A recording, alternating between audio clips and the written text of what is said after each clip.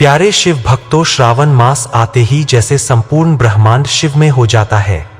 आकाश में गूंजती वर्षा की बूंदें, धरती पर बहती गंगाजल की धाराएं, मंदिरों में गूंजती घंटियों की ध्वनि और हर घर में ओम नमः शिवाय की गूंज, मानो सृष्टि खुद शिव की तपस्या में लीन हो।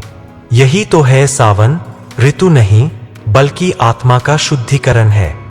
हर सोमवार इस मास में केवल एक दिन नहीं होता, यह वो अवसर होता है जब शिव शंभु स्वयं अपने भक्तों की पुकार सुनते हैं।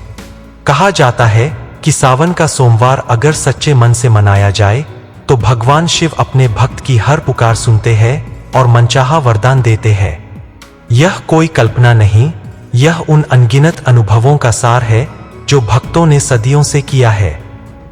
कुंवारी कन्याओं के लिए यह सोमवार विशेष महत्व रखता है। जब वे पूरी श्रद्धा से व्रत करती है तो शिवजी स्वयं उनकी भावनाओं को सुनते हैं और उन्हें योग्य जीवन साथी का वरदान देते हैं। विवाहित स्त्रियां जब इस दिन उपवास करती है और शिवलिंग पर जल चढ़ाती है तो वह जल केवल जल नहीं होता, वह उनके प्रेम, विश्वास और समर्पण का प्रतीक होता है। उनके पति की लंबी उम्र, वैवाहिक सुख और संतान की कामना उस जल में समाहित होती है। पुरुष भक्त भी इस व्रत को करते हैं, मन के विकारों से मुक्त होने के लिए, अपने क्रोध, मोह और अहंकार को त्याग कर शिव की शरण में जाने के लिए। यह व्रत केवल एक परंपरा नहीं, यह आत्मा का आध्यात्मिक स्नान है। कहानी बहुत पुरानी है। एक निर्धन ब्राह्मण था जिसकी झोंपड़ी टूटी हुई थी, पर उसका हृदय शिव भक्ति से पूर्ण था।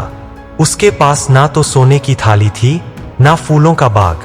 फिर भी वह प्रतिदिन जंगल से बेलपत्र लाता, नदी से जल भरता और शिवलिंग पर चढ़ा देता। उसका हर सोमवार उपवास में बीतता, कभी पानी के सहारे, कभी सिर्फ फल से। गांव के लोग उसका मजाक उड़ाते थे, कहते थे, कहाँ के भोलेनाथ, तेरे जैसे गरीब को देखकर तो खुद शिव भी मुंह मोड़ लेंगे। लेकिन ब्राह्मण हंस देता, उसका विश्वास अडिग था।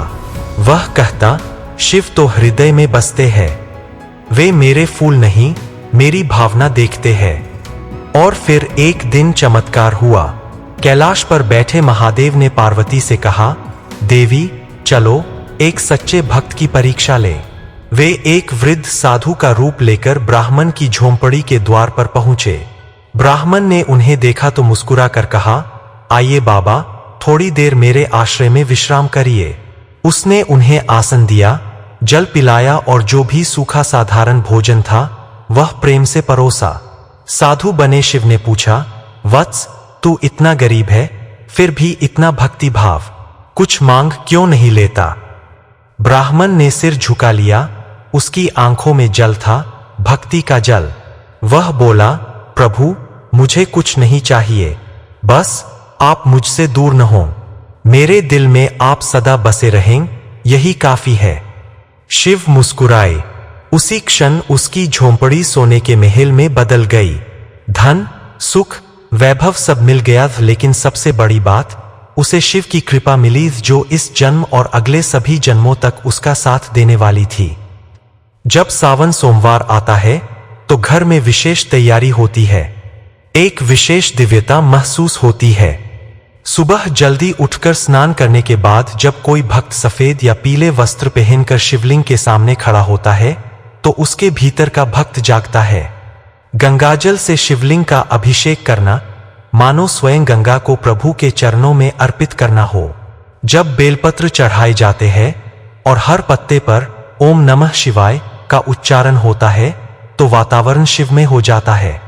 जब पंचामृत से अभिषेक होता है तो उसमें दूध की शीतलता, शहद की मिठास, घी की पवित्रता, दही की ऊर्जा और शक्कर की कोमलता, सभी भावनाएं मिलकर भगवान शिव को अर्पित होती है। फूलों की महक, दीपक की लौ, आरती की ध्वनि, ये सब मिलकर आत्मा को शिव की ओर खींचते हैं। और जब ओम त्र्यंबकम यजामहे का जाप होता है तो वह केवल शब्द नहीं होते, वह एक आह्वान होता है, शिव मेरे जीवन में आओ, मुझे मरण, भय, दुहक और मोह से मुक्त करो। सावन सोमवार व्रत का मतलब सिर्फ फल खाना या उपवास करना नहीं होता। इसका असली अर्थ है अपने भीतर के दोषों को त्यागना, क्रोध को जल में बहा देना, अहंकार को बेलपत्र में समर्पित कर देना और अपने भीतर के शिव को जागृत करना। शिव के नाम का जाप ओम नमः शिवाय वह मंत्र नहीं, वह मंत्र जीवन है। जब इसे रुद्राक्ष माला से 108 बार जपा जाता है तो हर जप के साथ आत्मा शुद्ध होती है। राधा नाम की एक युवती थी। उसके विवाह में बार बार रुकावटें आ रही थीं। कोई कहता तेरी कुंडली दोषपूर्ण है, कोई कहता तेरा भाग्य कमजोर है, पर राधा जानती थी मेरा भाग्य शिव के हाथों में है। उसने लगातार 3 वर्षों तक सावन सोमवार का व्रत किया। हर सोमवार वह शिवलिंग पर जल चढ़ाती और बस एक ही बात कहती, हे भोलेनाथ, जो मेरे लिए उचित हो वही देना। चौथे वर्ष की सावन समाप्ति पर एक दिन उसका विवाह एक ऐसे युवक से हुआ जो स्वयं शिव भक्त था। वह कहती है, मुझे वर नहीं मिला, मुझे शिव का आशीर्वाद मिला। हर सोमवार शिव के एक विशेष रूप की साधना होती है, कभी गंगाजल से, कभी दूध से, कभी बेलपत्र से तो कभी पंचामृत से। यह बदलाव केवल बाहरी नहीं, यह हर सप्ताह अपने भीतर एक नया परिवर्तन लाने का संकेत होता है। सावन सोमवार व्रत एक पवित्र तपस्या है, केवल शरीर का नहीं, आत्मा का। यह व्रत हमें शिव से नहीं, स्वयं से जोड़ता है।